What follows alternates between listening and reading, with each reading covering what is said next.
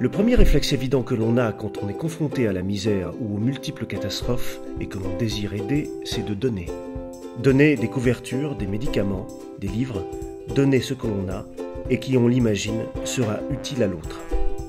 Mais aider n'est pas une chose aisée. L'éloignement géographique, culturel, peut aussi rendre les choses difficiles. Mais tout d'abord, comment identifier les besoins ? Il faut réussir à distinguer les besoins réels des besoins supposés. De nombreux projets de solidarité ne fonctionnent pas parce que les populations n'en sont pas à l'initiative. Pour avoir un impact positif, un projet doit répondre à une demande. Pensez aussi aux coûts, aux embûches, la douane. Peut-on ou non trouver le matériel sur place ? Est-il moins cher ? Le prix ? Et si oui, peut-on l'acheminer jusqu'à destination ? Et par quels moyens ? Participez aussi à des campagnes de dons. Attention aux dons de médicaments, trop souvent faits sans l'accord des services de santé locaux et qui alimentent souvent des marchés parallèles. Mais donner à qui ?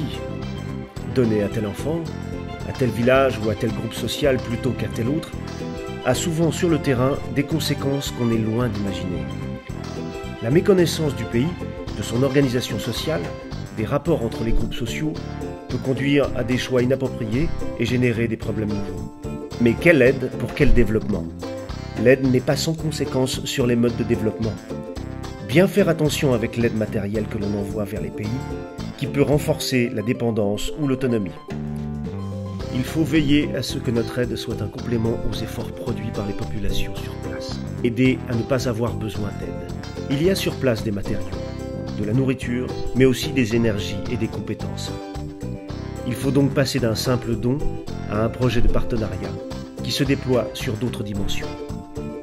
De plus, à qui donner ? Qui va utiliser l'argent ? Quelle garantie a-t-on de son utilisation ?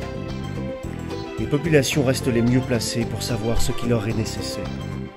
Il faut partir des initiatives locales, car les acteurs locaux sont les premiers à savoir leurs besoins. Seul un travail ensemble, sur un pied d'égalité, peut aboutir à une véritable relation et permettre une solidarité efficace.